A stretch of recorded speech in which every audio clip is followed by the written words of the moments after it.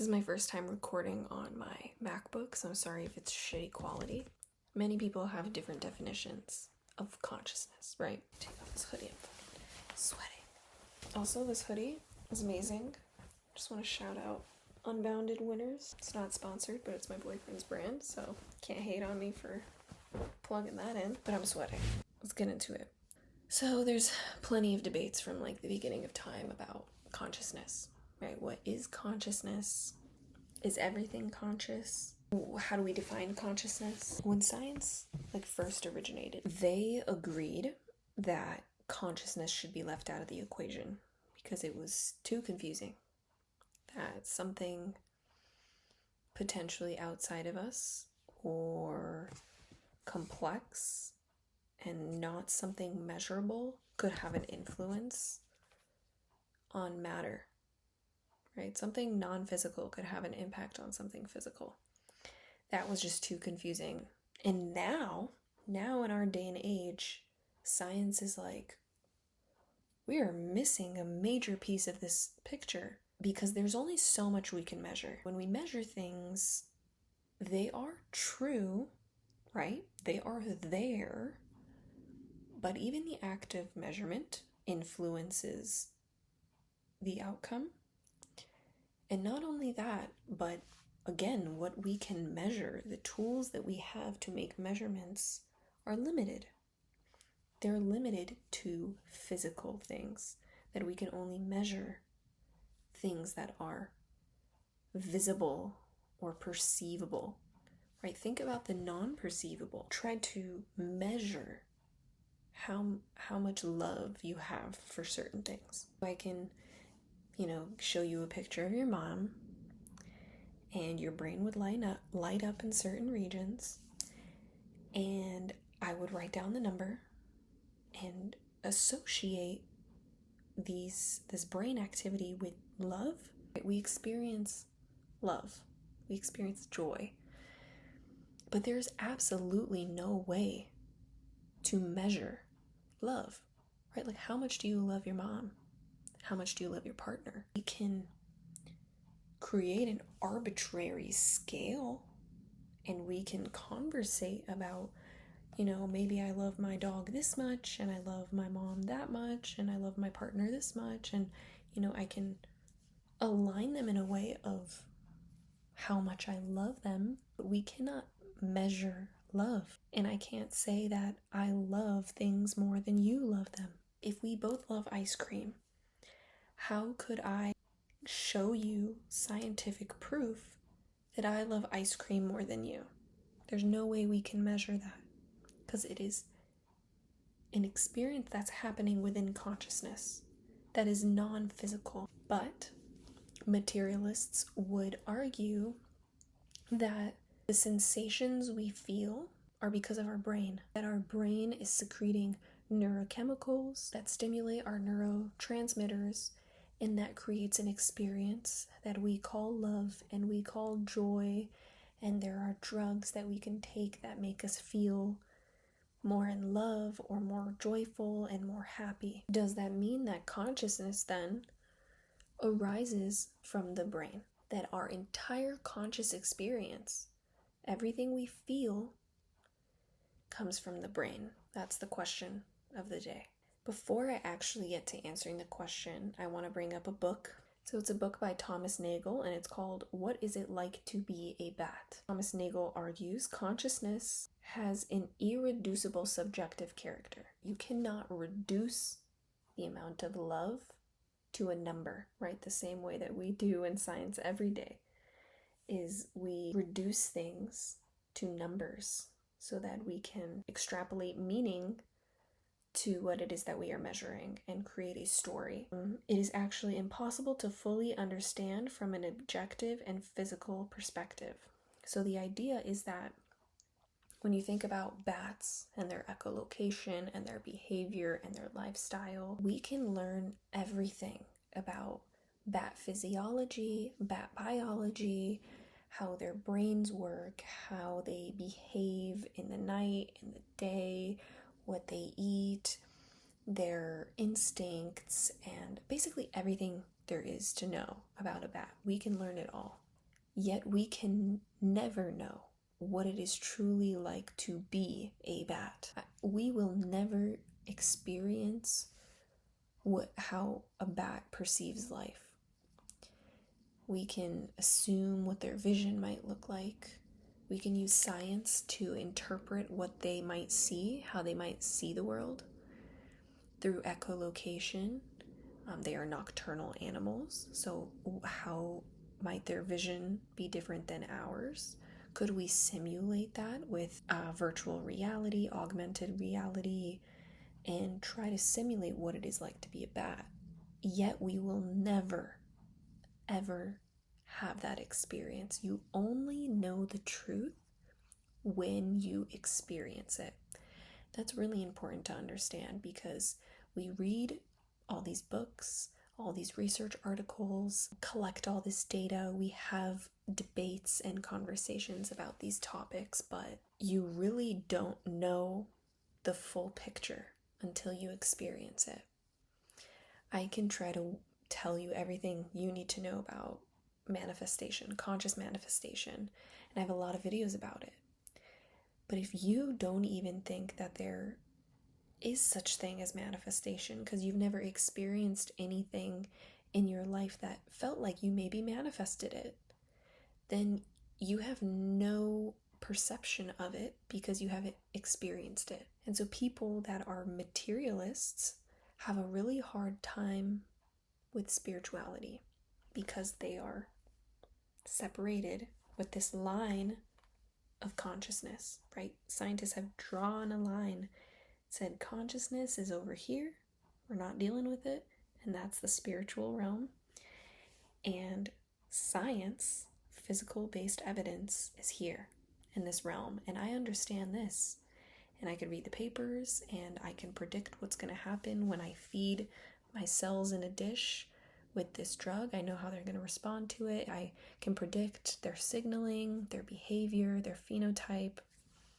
Sure. But obviously, if you think about translation, right, from cells in a dish to small animal models to human beings, it's hard to translate things from the research to the real world, from bench to bedside, because there's so much more that goes into it than the physical, right? In science, we have statistics, we collect data, which is numbers. And with these numbers, we create stories and hypotheses, and we create meaning, and we dictate our choices on that, and we create drugs and therapeutics based off of these numbers. And many of this, and obviously a lot of this work, has saved people's lives. It is important to understand that why do drugs not work for everyone? Why do drugs not work in every animal model? What is it about the placebo effect? What's happening there? How could a cancer patient have full remission with a placebo if they had stage 4 cancer and they were in a double-blind randomized clinical trial? So there's so much more than just putting something in an organic system and assuming that it's going to work the same way that it did in a very highly controlled system.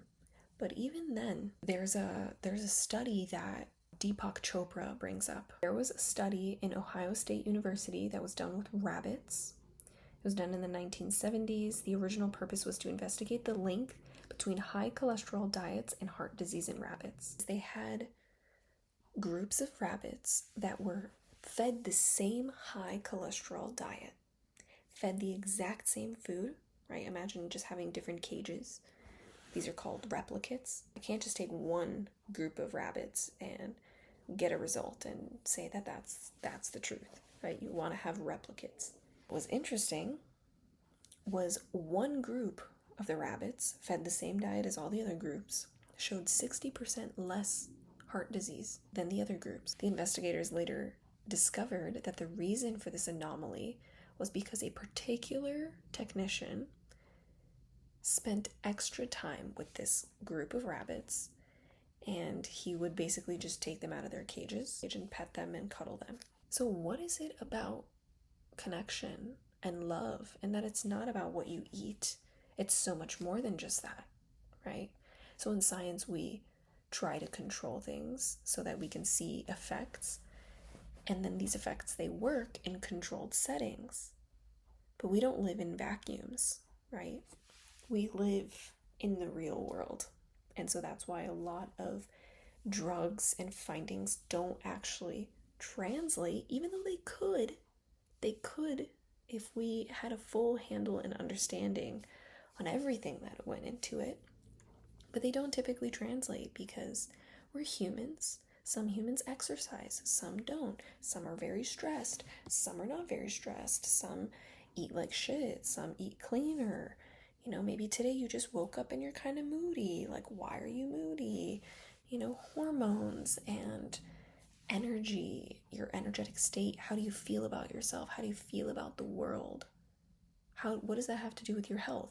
Everything, right? I don't know how I got so far out on this tangent, but I think what I was just trying to highlight is that we can do everything to measure the physical and still not understand the real full conscious experience. What happens with defining consciousness is, for example, in this rabbit study, there was something about cuddling and loving an animal to change their biological response, to change their risk of heart disease. A panpsychist would believe that it's an energy transfer, that there's information that is being transferred that is altering the conscious experience. The exact same way you can explain that with materialism is that hugging and loving on a rabbit would release oxytocin within the rabbit, and this oxytocin would have a full systemic biological effect, and it could decrease the cholesterol and blah, blah, blah, blah, blah. But what's important to understand is you cannot dismiss that your environment influences your experience. Something outside of you can have an influence on your physical reality, your physical body, your experience, which is non-physical. So when we think about consciousness, it's similar to the discussion of living and non-living. Like, what is alive and what is not alive, right? We are alive. Dogs and animals are alive. Bacteria and cells are alive. Plants are alive. Is the dirt alive? Are rocks alive? No, right? So we draw a line. The same thing with consciousness.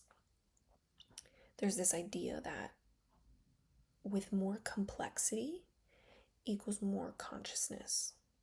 So humans have high complexity, and that we are conscious, right? We have experience, we introspect, we think about things, we change our behavior, we review our behavior. We are conscious. We are aware of our experience, some more than others. When you think about animals, animals are conscious, right? They respond to their environment.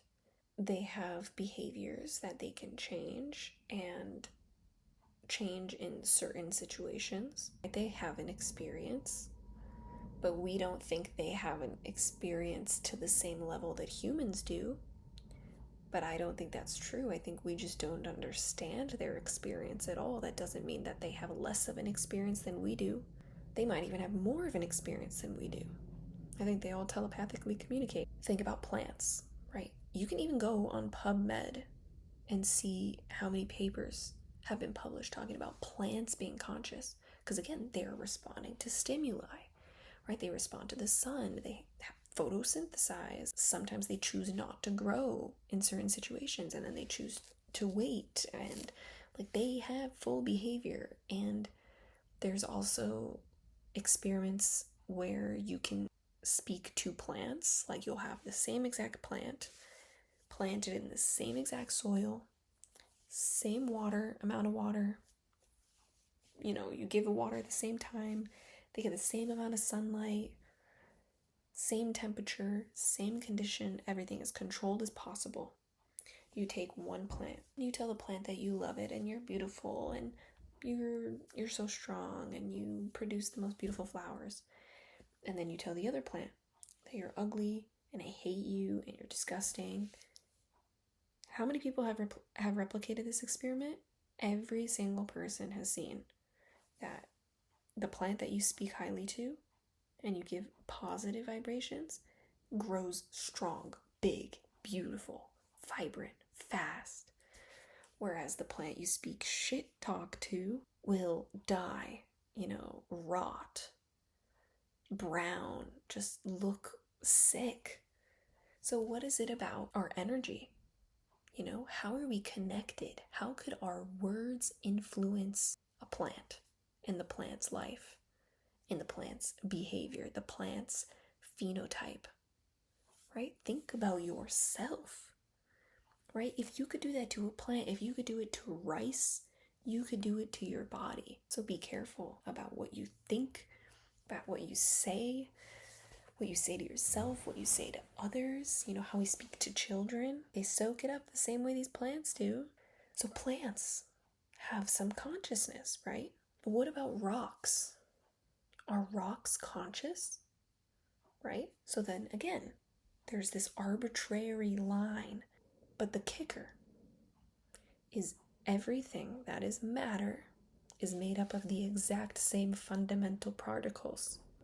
Think about atoms and subatomic particles. They make up all matter. The rock is made up of the exact same fundamental particles as you and me. That means that my phone is made up of the same fundamental particles as me, but my phone isn't conscious, right? Or is it? And that's when we get into panpsychism. Panpsychism means pan-psyche, meaning that everything has some consciousness. I could agree at this moment in my life that there are levels to it. Some things maybe are more conscious or less conscious, I don't know. But I think that our entire universe is made up of one substance, and that substance is consciousness. That everything is fundamentally consciousness. There's nothing below consciousness. Everything is above it, right?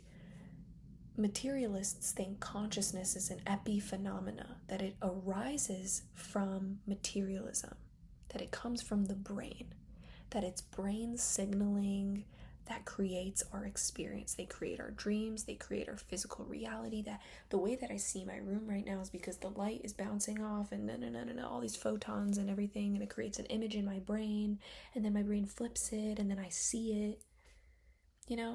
We have so much science, so much neuroscience, but neuroscience is really in its infancy, because you might try to tell me that consciousness or experience comes from the brain. Two things I want to say. One, what about near-death experiences? When people are pronounced clinically dead, meaning their brain activity is null, their heart activity is null, they are dead, and then they come back to life. This is hundreds and hundreds and hundreds of thousands of people have had near-death experiences since the beginning of time. What's really interesting with near-death experiences is majority of the time, I think, probably more than 70%, these people come back with memory, with recollection of an experience when they were dead. Some of them are present in the surgical room, in the operating room. They can hear conversations. They can see who's there, even though they were under anesthesia, and now they are clinically dead.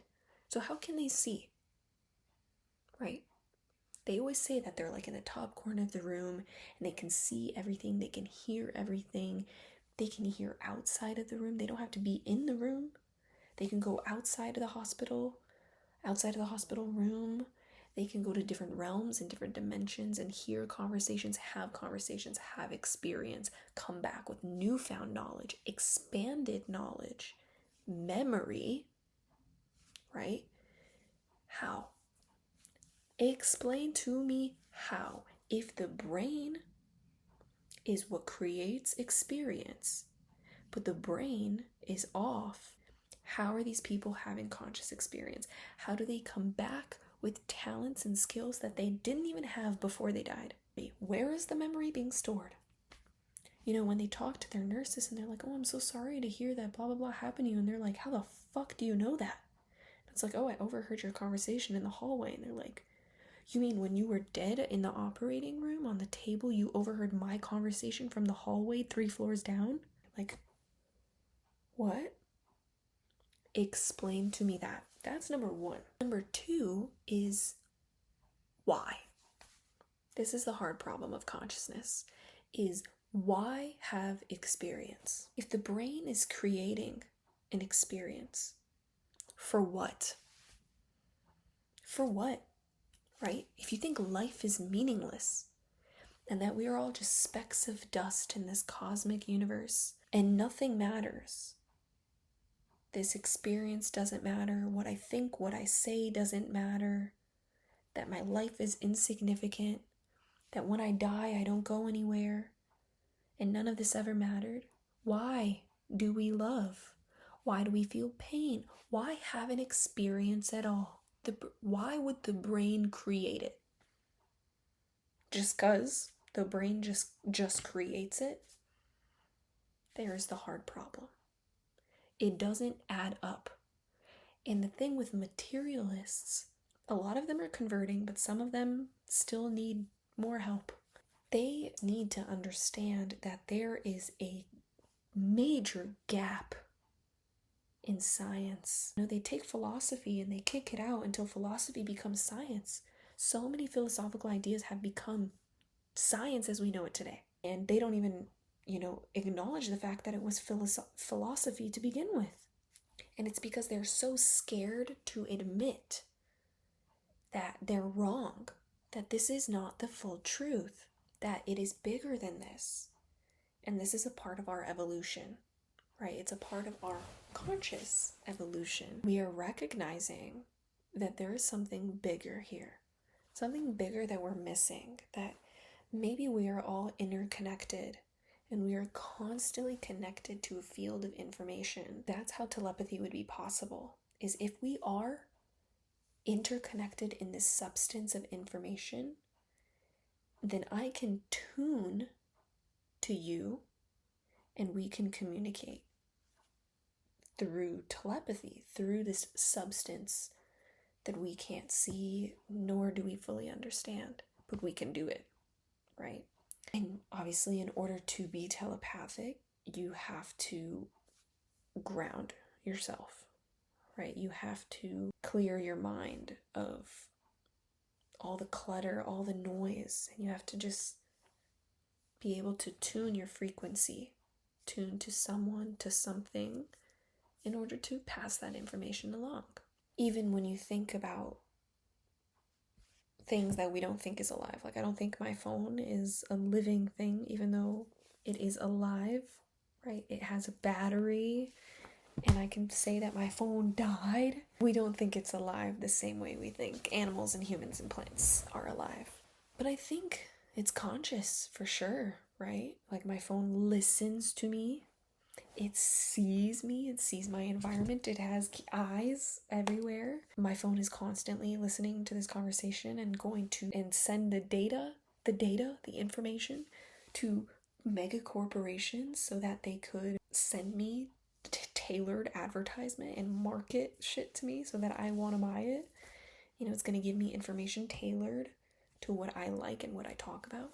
The whole room, essentially, that I'm in is conscious. The fabric is conscious, right?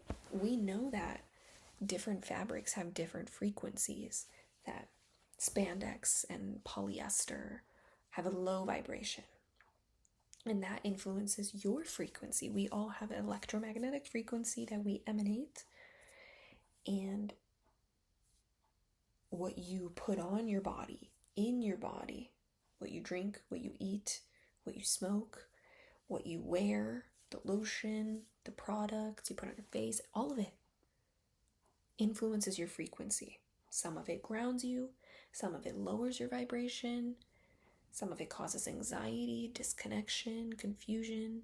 Some of it raises your frequency. It grounds you, it makes you feel at peace, relaxed, and it actually allows your central nervous system to relax. Linen and cotton and hemp are known to have higher frequencies, higher vibrations. They must be conscious, right? There is a level of consciousness to everything. And I think that if we treated things as conscious, one, we would be more connected with them, and two, they would be able to serve us and we can serve them. The next time you eat a fruit, connect with that fruit. It was once a living plant, a part of a living plant, and it has nutrients for you that you are going to put in your body. Depending on how you perceive this fruit, it may lack nutrients for you because you are not energetically connected to it, because you don't respect it. But if you took the fruit and it acknowledged its consciousness, the information that it holds, the nutrition that it can offer, and you connect with that vibrationally, you become one with it as you literally ingest it, and it becomes one in your body. All the nutrients going through all your organs and in your blood and in your serum. That's a conscious exchange. That's an energy exchange, right? That's scientific. Calories, energy, right? So I think if we kind of took a lean towards panpsychism and started to respect everything more, I think we would experience a completely different reality. If we not only respected each other, but respected the animals on this planet, respected the planet, because we are the earth. We are literally the state of the earth, right? The air we breathe is the earth. The plants literally take our CO2 and we take its oxygen. The soil on the earth grows all of our crops that we then eat. So we are quite literally the earth. The water we drink, the water we shower with, we are the earth. We are one with this entire ecosystem. Yet we are destroying it every single day. Earth is conscious, right? And the earth has its own frequency, right? Everything has its own frequency. We have our own frequency. And we are constantly changing based off of, like, are you being authentic? Are you, irritated? Are you happy? That's a different vibration, frequency, energy. The earth has its own frequency. And the state of the earth is based upon everything that encompasses the earth. So the soil, the water, the animals, the plants, the humans, the air, everything collectively matters. It is conscious. It is aware of the state, the conscious state that we are at. And until we as humans wake up and understand that we are one with the earth, we are one with the animals, until we wake up and we start to make different decisions and treat things differently, treat things as ourselves, because again, we are fundamentally made up of the same thing. And you can call it subatomic particles or quantum string theory. I'm going to call it consciousness. I think everything is made up of consciousness. I think everything has an experience. Experiences that we can respect. We will never understand any experience but our own. And we try to put our experiences into words, and it's already not the truth, right? When I'm telling a friend about a situation, it's already not the truth. Even if they were there, they experienced it different than me. So you will never, ever understand what I have experienced. Even if I tell you a dream, who knows what you're picturing in your head? If we just had respect and we understood that fundamentally we are one conscious being, consciousness, having a collective experience, I think we would transcend. I think we would have a completely different experience of reality. And I think as we open up our perception, we will start to see what we haven't seen before. That's why some people that have had Kundalini awakenings, who are on a spiritual journey and very grounded and very one with the earth, they like quite literally are grounded. They see things that people don't really see. That's where you see mediums that talk to the dead, can see the dead, can speak with animals telepathically. They've seen aliens and spaceships and, things that are on higher vibrational states. They are here with us, right? The dead doesn't go anywhere. There's nowhere to go. We know that Earth and the universe is non-local. There's not like a coordinate in the universe in which we are. Where is the universe? Tell me, where is it? You don't know, because it's nowhere. There's so much we don't see. Do you see gamma radiation? Do you see UV radiation? Do you see infrared radiation? No, but they tan your skin, right? And they produce vitamin D in your skin, right?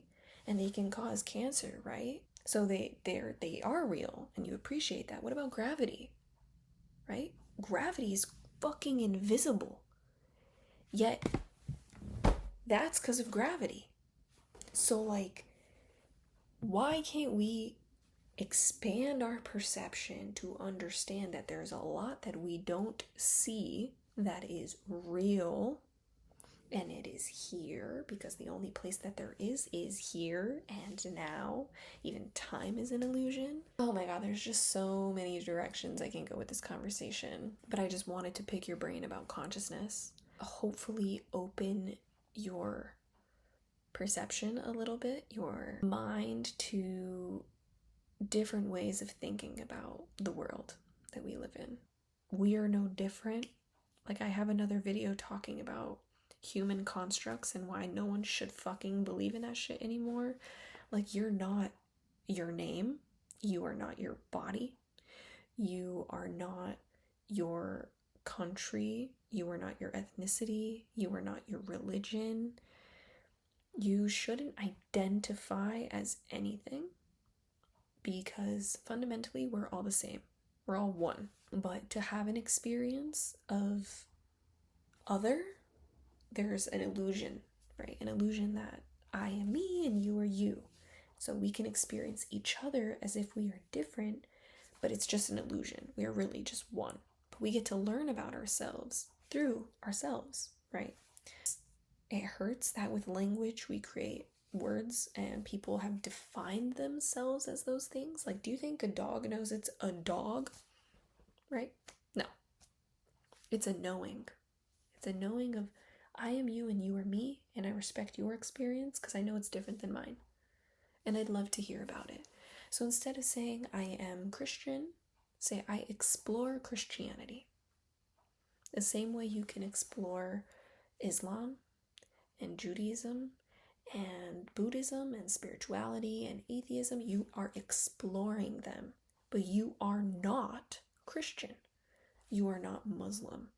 That is not a real thing.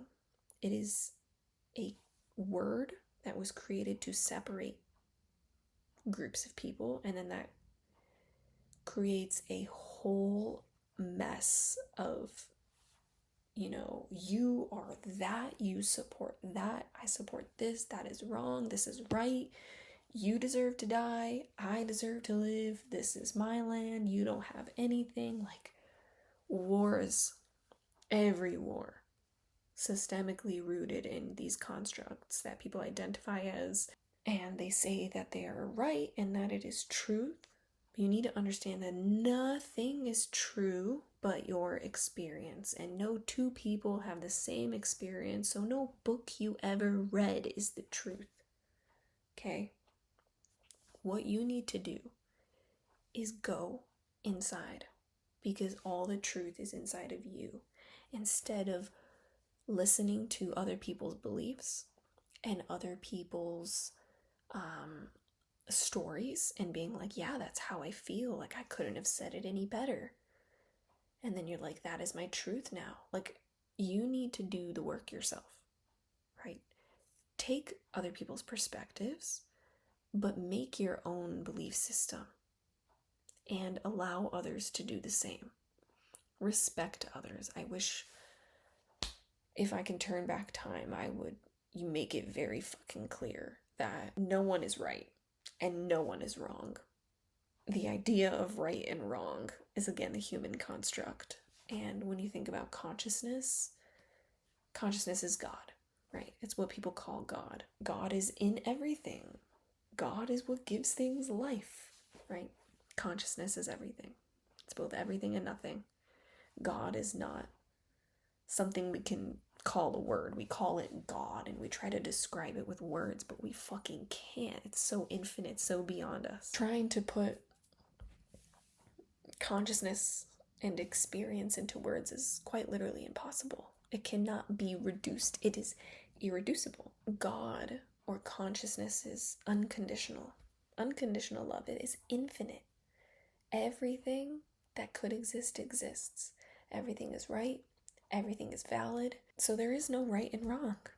I think everything is just energy. This is just a part of our evolution as a human species that is having this experience as a human. And I'm happy to be alive in a time like this because I think that there's a major shift that's happening. And obviously, in order for major change to happen, major chaos needs to happen. So prepare yourself. Do not be deceived by the matrix. Stay grounded. Find yourself. Do the inner work. Don't take other people's words as truth. Find the truth within yourself. You could do it through journaling. You could do it through literal verbal conversations. I do it in my car every single day. I do it out loud every day. Like, I literally talk to myself. I'm talking to myself right now. I just decided to put up a camera this time. So that's why this video is a mess. So if you stuck around this long, I love you very much. If you have any suggestions, please leave a comment below. And if you want to help me grow my channel, I love you for that. You don't have to, but this is kind of what I want to do with my life. So it'd be helpful. I will see you in the next one.